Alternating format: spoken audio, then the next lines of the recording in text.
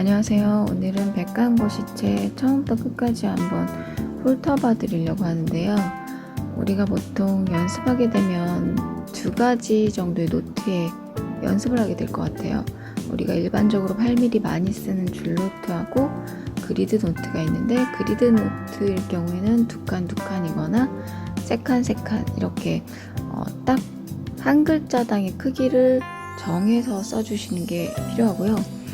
가장 기본적인 것은 가로획과 세로획, 동그라미인데 백간고시체의 특성상 오른쪽이 올라가져 있는 기울어진 글씨체이기 때문에 이 각도 많이 물어보시는데, 사실 이 각도는 팔꿈치와 이 손목의 각도예요. 그래서 본인이 낮게 쓰면 낮게 쓸 때 편하면 낮게 잡아주시고요. 높게 쓰는 게 편하다 그럼 높게 잡아주시는데, 중요한 건 일률적으로 똑같이 일관성 있게 써주셔야 된다는 거. 이렇게 각도를 잡다 보면 세로획도 삐뚤어질 수가 있는데, 이 세로획은 사실 시선을 잡아주는 시선의 기준점이기 때문에 90도 각도를 맞춰주셔야 되는데, 그러기 위해서는 일부러라도 천천히 써서 90도 각도의 고듬을 꼭 지켜주셔야 됩니다.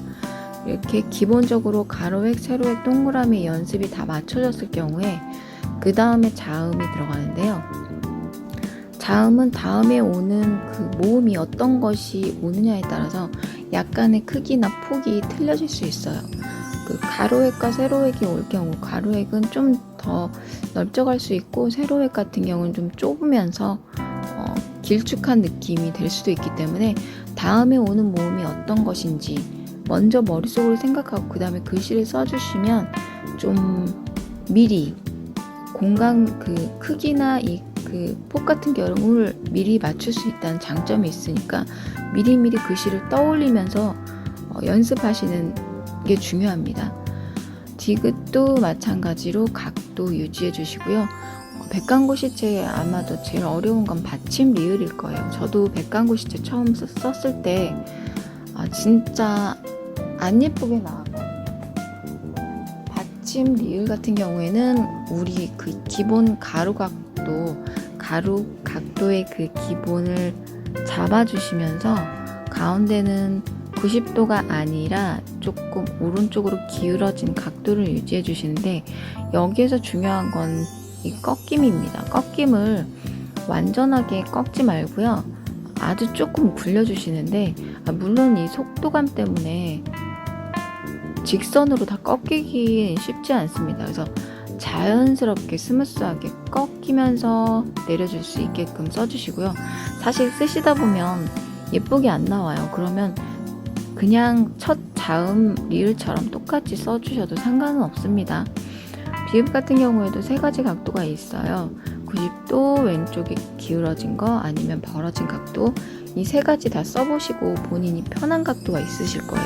그걸 어떻게 끝까지 일률적으로 잡아주셔야 된다는 거. 시옷은 두 번째 획 좀 짧게 해주시고요. 이응도 쓰실 때 각도 잊지 마시고, 지읒과 치읒 같은 경우에는 획을 같이 하기 때문에 지읒의 첫 획은 아래서부터 위로 올라가게끔 써주시면 편하더라고요. 지읒에 획 하나를 더하면 치읒이고, 키읔과 티귿도 마찬가지로 사실은 여기에 그 기역의 획 하나를 더하고 디귿의 획 하나를 더하면 티귿과 키역이 되기 때문에 기역과 디귿을 생각하면서 획 하나씩 더해준다 머릿속으로 떠올리면서 써주시면 편하실 거예요. 그리고 피읍과 히읗 같은 경우에도 가로각도를 생각해주면서 써주시고요.